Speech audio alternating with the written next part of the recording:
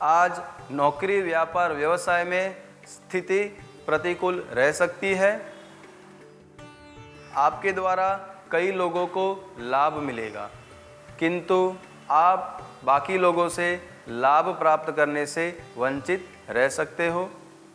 आशावादी बने रहने का प्रयास करें। दिन के उत्तरार्ध में आपको रुका हुआ धन पुनः प्राप्त हो सकता है। पारिवारिक जीवन आपका खुशियों भरा आनंददायी रहेगा।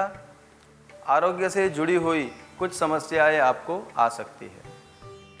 स्किन डिसीज यानी चमड़ी से जुड़ी हुई कुछ समस्या आ सकती है, इसे अनदेखा ना करें, अन्यथा स्थिति आगे जाकर ज़्यादा प्रतिकूल बन सकती है।